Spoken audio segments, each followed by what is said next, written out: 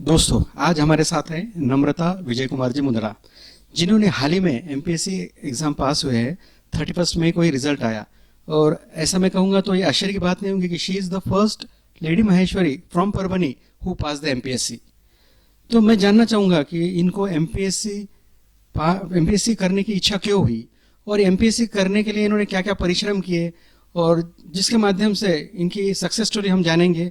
और ये success story के माध्यम से हम चाहेंगे कि आप लोग भी, जो यंग जनरेशन है, जो इनकी सक्सेस स्टोरी सुनेगा, वो भी एमपीएससी यूपीएससी एग्जाम दे और उसको क्रैक करने की कोशिश करे। अब हम जाएंगे नम्रता मुंदड़ा, जिनके मुंह से सुनेंगे हम उनकी सक्सेस स्टोरी।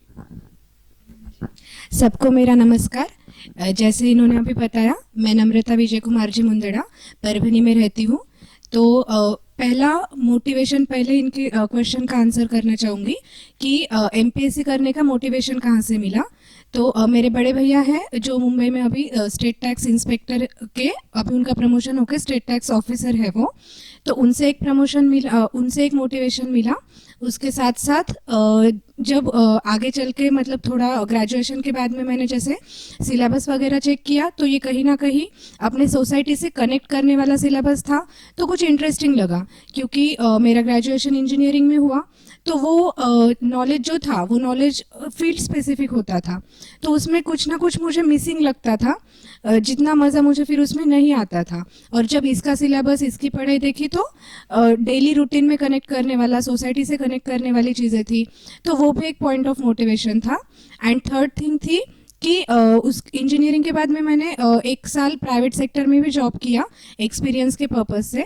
तो उसमें जैसे हम काम कर रहे हैं, तो किसके लिए काम कर रहे हैं, क्या काम कर रहे हैं, उसका बेनिफिट क्या, इतना कुछ मतलब हमारे तक आता ही नहीं था। क्योंकि क्या, मोस्टली फॉरेन कंपनीज होती है, एमएनसीज होती है, तो उनके जो हेड है उनको कभी देख भी नहीं पाते हैं। एट द सेम टाइम जब हम गवर्नमेंट सर्विसेज में आते हैं, तो ऐसे होता है कि at least you are serving people जिनके साथ तुम रहते हो। तो वो बहुत ही एक बड़ा मोटिवेशनल पॉइंट लगा कि चलो, आपके फैमिली के लिए, आपके आसपास करीब जनों के लिए आप कुछ तो कर पाओगे, जिनके फेस पे सेटिस्फैक्शन देख के कहीं ना कहीं आपको भी वो एक रिटर्न में सेटिस्फैक्शन और उनकी जो ब्लेसिंग्स मिलेगी वो लाइफ में बहुत काम करेगी। तो ये था बेसिक मोटिवेशन एमपीएससी फील्ड में आने के लिए। और आगे मतलब स्टोरी जैसे स्टार्ट हुआ, तो अब थोड़ा सा कुछ ब्रीफ में बताती हूँ। एमपीएससी स्टार्ट करने से, मतलब स्टूडेंट से लेके ऑफिसर बनने तक का जो जर्नी था उसके बारे में, है ना। हाँ, तो उसमें अभी जैसे स्टार्ट किया था, तो 2-3 फैक्टर मुझे बहुत ज़रूरी लगे, जो मुझे आप सब लोगों को बताने बहुत ज़रूरी लगते हैं। फर्स्ट ऑफ ऑल ये है कॉम्पिटिटिव एग्ज़ाम्स। तो इसमें सबसे पहले हमें एग्ज़ाम क्या है ये समझना बहुत ही ज़रूरी है। क्योंकि मैंने देखा है अक्सर बच्चे मॉर्निंग 6 से लेके नाइट 11-12 बजे तक पढ़ते रहते हैं, बट जस्ट बिकॉज वो जो डायरेक्शन उन्हें चाहिए, करेक्ट डायरेक्शन, वो नहीं होता है। इसलिए कहीं ना कहीं मतलब सक्सेस से वो थोड़े से दूर हो जाते हैं। तो सबसे मेन चीज़ है करेक्ट डायरेक्शन आपको चाहिए पढ़ाई के लिए। वो डायरेक्शन या वो गाइडेंस जहाँ से भी आपको मिल सके, कोशिश कीजिएगा सही डायरेक्शन, सही गाइडेंस ले। सेकेंड चीज़ है, उसके साथ में पढ़ाई के लिए जो आपका ग्रुप है, तो इस फील्ड में आपको ग्रुप स्टडीज़ भी काफ़ी हेल्प करती है। मुझे पर्सनली उन चीज़ों की बहुत हेल्प हुई है। तो वो जो है उसके लिए, बट ये ध्यान में रखना चाहिए हमें कि हमारा ग्रुप जो है वो कैसा ग्रुप है। अगर ऐसे हो रहा है कि चलो हाँ, कुछ देर पढ़ाई की, चलो चाय पीने चलते हैं, कुछ देर पढ़ाई की, चल कुछ तो एक राउंड मार के आते हैं, फिर इसमें क्या होता है, पढ़ाई कम और टाइम वेस्ट ज़्यादा होता है। तो ग्रुप ऐसा रखना है जो सब लोग स्टूडियस हो, हमारी फ्रीक्वेंसी मैच हो, और एक दूसरे से कुछ लेन देन हो नॉलेजफुल काम का। तो ये भी चीज़ ज़रूरी है कि ग्रुप डिस्कशन, सेकेंड पॉइंट था मेरा, वो बहुत ज़रूरी है। पर उसके साथ हमारा ग्रुप कैसा है वो भी ध्यान रखना उतना ही ज़्यादा ज़रूरी है। थर्ड चीज़ है कि इस फील्ड में जब तुम एंटर करते हो आप लोग, तभी ये माइंड में, बैक एंड में, लाइक आउट ऑफ इंटरेस्ट आपने एंटर किया हुआ चाहिए। बिकॉज इस फील्ड में आप लोगों को पेशेंस, कंसिस्टेंसी बहुत ज़्यादा ज़रूरी है। जैसे अभी हमने देखा कोविड पीरियड में 2 साल एमपीएससी के तो स्पेसिफिकली एग्जाम्स हुए नहीं, यूपीएससी का तो कंडक्ट हुआ, तो बहुत पेशेंस रखने पड़े। उसके साथ कंसिस्टेंसी भी लगती है पढ़ाई की, कि लाइक गैप हो रहा है तो आपको पढ़ाई में गैप देना सही नहीं रहता है। तो इन सब चीज़ें तभी हो पाती है जब आप खुद से आउट ऑफ इंटरेस्ट इस फील्ड में आ रहे हो। बस किसी ने तो किया, या आज मेरा इंटरव्यू देख रहे हो, या कल और 4 लोगों के ऑफिसर्स के देखोगे और उतना मोटिवेशन मिल रहा है इसलिए नहीं आना है, या घर वाले कह रहे हैं। आपको जब इंटरेस्ट लगता है तो ही आप उस फील्ड में आना है। ये सब चीज़ें, ये 3 जो पॉइंट्स है, ये बहुत ज़रूरी पॉइंट्स मैंने आपको बताए हैं, उन पे गौर करना। और उसके साथ साथ मोस्ट इम्पॉर्टेंट पॉइंट है जो आज की जनरेशन के लिए सबको ज़रूरी है कि पढ़ाई के साथ साथ कहीं ना कहीं मेंटल हेल्थ के लिए आपको मेडिटेशन पे भी ध्यान देना ज़रूरी है। जैसे मैंने डेली बेसिस पे मेडिटेशन प्रैक्टिस फॉलो किया था, तो उसके मुझे बहुत ही अच्छे रिजल्ट्स मिले। और क्या होता है कि पढ़ाई में बहुत ज़्यादा प्रेशर होता है, तो आपका माइंड साइलेंट होना बहुत ज़रूरी है। और वो साइलेंट माइंड होने के लिए आपको कहीं ना कहीं डेली थोड़ा सा मेंटल एक्सरसाइज माना मेडिटेशन करना ज़रूरी है, जो आपको मेंटली तो फिट रखता ही है, उसके साथ फिजिकली भी फिट रखता है, सो दैट आप पढ़ाई में फुल्ली कॉन्सेंट्रेट कर पाए, बाकी की चीज़ें बाजू में रख के, और आपको आपका ये सक्सेस का मुकाम जितने जल्दी पॉसिबल हो हासिल हो सके। तो बस यही थी कुछ मेरी स्टोरी। नम्रता ने बताया कि उन्होंने पहले इंजीनियरिंग पास की, उसके बाद एक साल जॉब भी किया। जब जॉब किया तो उन्हें जॉब में कुछ जो चाहिए वो सेटिस्फैक्शन नहीं मिला। उनको लग रहा था कि अपन काम कर रहे हैं फॉरेन कंट्रीज़ के लिए, पता नहीं किसके लिए कर रहा है, लेकिन she was not at all satisfied. और उसके बाद उन्होंने तय किया एमपीएससी करना है, और उसके बाद भी उन्होंने एमपीएससी क्रैश किया। तो अगर आप ठान देते हो, आप अगर अपना मन बना लेते हो आपको करना है, तो आप जरूर कर पाएंगे। लेकिन अब मैं नम्रता से पूछना चाहूँगा एमपीएससी की थ्योरी और वाइवा के बारे में। वो थ्योरी किस प्रकार की होती है और वाइवा एग्जाम कैसे होता है, नम्रता? जी, अच्छा सवाल है। काफ़ी लोगों को इसमें डाउट्स होते हैं। तो एमपीएससी का थ्योरी मैं बेसिकली एग्ज़ाम का जो प्रोसेस है वो बताती हूँ। तो एमपीएससी बेसिकली तुम्हारा महाराष्ट्र पब्लिक सर्विस कमीशन, इनका जो एग्ज़ाम होता है क्लास 1 और क्लास 2 ऑफिसर्स के लिए, ये 3 फेजेस में होता है। तो प्रीलिम्स, मेंस और इंटरव्यू। तो प्रीलिम्स जो होता है वो 400 मार्क्स का होता है, एंड विच इज़ क्वालिफाइंग। उसके बाद में मेंस होता है 800 मार्क्स का, उसमें 6 पेपर्स होते हैं कुल मिला के, जिसमें से 1 पेपर डिस्क्रिप्टिव होता है और बाकी 5 जो होते हैं वो ऑब्जेक्टिव पेपर होते हैं। और 2 पेपर्स इसमें से लैंग्वेज के होते हैं, मराठी, इंग्लिश, और बाकी 4 होते हैं जनरल स्टडीज़ के। तो जैसे मैंने बताया प्रीलिम्स जो है वो सिर्फ क्वालिफाइंग है, जिसमें 2 पेपर्स होते हैं, एक जनरल स्टडीज़ का और एक सीसैट का। तो अभी रिसेंटली एमपीएससी ने सीसैट का पेपर भी क्वालिफाइंग कर दिया है। और उसके बाद में मेंस का जैसे मैंने बताया 800 मार्क्स, और उसके बाद में इंटरव्यू होता है जो 100 मार्क्स का होता है। तो इंटरव्यू के लिए क्वालिफाई होते हैं मेंस के स्कोर के बेसिस पे, जिसका जैसे प्री से मेंस में आने के लिए रेशो होता है जनरली 1:15 और 16 का, एंड मेंस से इंटरव्यू में जाने के लिए 1:3 का रेशो होता है।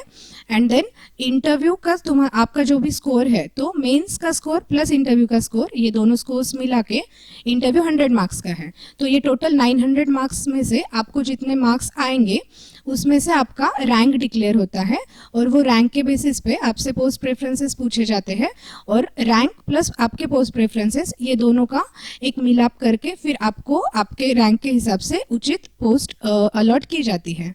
तो वैसे ही मेरे रैंक के हिसाब से मुझे मुंबई में मंत्रालय में सेक्शन ऑफिसर की पोस्ट अलॉट की गई है। इंटरव्यू के दरमियान ऐसे कब लगा कि इस सवाल का जवाब मैंने बहुत अच्छा दिया और ये सवाल का जवाब मैं दे नहीं पाई, तो आपको कैसे से फील हुआ कि नहीं अपन अच्छा स्कोर कर पाएंगे या कुछ रह पाए? कौन सा सवाल से आपको डर लगा और कौन से सवाल के जवाब में आपको लगा कि हाँ मैं कर सकती हूँ? हाँ जी, ये मेरा फर्स्ट इंटरव्यू था। तो ओवरऑल जो एक्सपीरियंस था वो काफ़ी अच्छा था। और जैसे एंट्री से लेके ही मतलब जो वेटिंग कर रहे थे, स्पेशल बात ये बताऊंगी कि मेरा लास्ट डे था इंटरव्यू का ओवरऑल इंटरव्यूज़ में, और उसमें भी लास्ट कैंडिडेट थी मैं। तो वहाँ पे भी पेशेंस चेक हो गए, जो मैंने आपको पहले भी बताया था कि पेशेंस बहुत ज़रूरी है इस फील्ड में। तो फिर भी मतलब मेरा कॉन्फिडेंस लेवल काफ़ी अच्छा था, पैनिक वगैरह कुछ हुई नहीं थी मैं, और एंट्री से ही कॉन्फिडेंस अच्छा था, तो इतना कुछ डर नहीं लग रहा था। और एक था कि चलो इंटरव्यू अच्छा होगा क्योंकि कॉन्फिडेंस है। तो उसमें प्रोफाइल बेस्ड क्वेश्चंस हुए काफ़ी, और तो उसमें जैसे उन्होंने अभी मुझसे क्वेश्चन किया, तो 2 क्वेश्चंस बताऊंगी जहाँ पे एक कॉन्फिडेंस वाला था और एक ऐसे था कि यहाँ पे कुछ अच्छा हो सकता था। तो पूरा इंटरव्यू मेरा काफ़ी कॉन्फिडेंट था, आंसर्स भी काफ़ी अच्छे से दिए।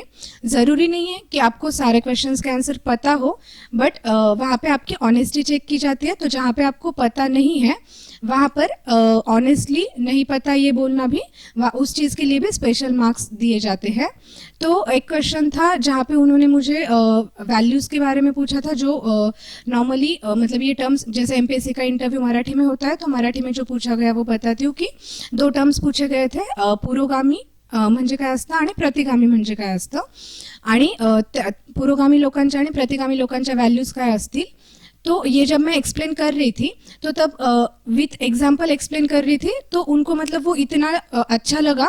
वो एग्जाम्पल के बीच में उन्होंने मतलब उनके वो फेस पे मुझे सेटिस्फैक्शन दिख रहा था, और बीच में उन्होंने वो रोक दिया कि हाँ ठीक है, मतलब ऐसे था कि उनको समझ गया कि I am very clear with that concept, और उन्होंने अगला क्वेश्चन किया। तो वहाँ पे वो फेस से उनके झलक गया था और मुझे भी समझ आ गया कि दैट वॉज गुड आंसर। और दूसरा एक क्वेश्चन था, पूरे इंटरव्यू में एक ही क्वेश्चन ऐसा था जहाँ पे मेरा कॉन्फिडेंस थोड़ा सा लूज हो गया था, और वहाँ पे मेरी आवाज़ थोड़ी सी दब गई थी। तो उन्होंने मुझे पूछा था, लाइक मेरा 29 अप्रैल को इंटरव्यू था और 1 मई को महाराष्ट्र का वर्धापन दिन था। तो उस पर बेस्ड उनका ऐसा सवाल था कि महाराष्ट्र में से अगर कोई लेडी को हमें महाराष्ट्र भूषण पुरस्कार देना हो तो किसके नाम आपके सामने आते, लाइक माइंड में आपके कौन आते कि जिन्होंने काफ़ी स्ट्रगल किया है या लाइक काफ़ी मेहनत की है पर उनको इतना रिकॉग्निशन नहीं मिला। तो वहाँ पे एज सुन एज उन्होंने वो क्वेश्चन पूछा, मेरे माइंड में फर्स्ट डाउट था कि लाइक ये मतलब ये अवार्ड सिर्फ उनको दिया जाता है जो अभी है, या जो पास अवे हो गए उनको भी दिया जाता है। और वो डाउट ने फिर थोड़ा सा मेरा कॉन्फिडेंस लो कर दिया, और फिर मेरे आंसर में भी वो आवाज़ थोड़ी सी मेरी नीचे चली गई थी। तो वहाँ पे फिर वो दिख के आया कि अरे यहाँ पे शायद मैं बेटर वर्क कर सकती थी, और वो अगर अच्छे से वर्क होता तो मेरे मार्क्स में शायद और भी इम्प्रूवमेंट हो सकता था। पर ओवरऑल जैसे भी इंटरव्यू हुआ तो मैंने जैसे गेस किया था कि ओके ऐसे टाइप का इंटरव्यू अपना हुआ है और इतना ऐसे स्कोर आना चाहिए, तो वो जजमेंट के हिसाब से इट वाज परफेक्ट। पर कुछ पॉइंट्स ऐसे थे जहाँ पे मुझे लगा कि और भी इम्प्रूवमेंट हो सकता है, and I will work over it.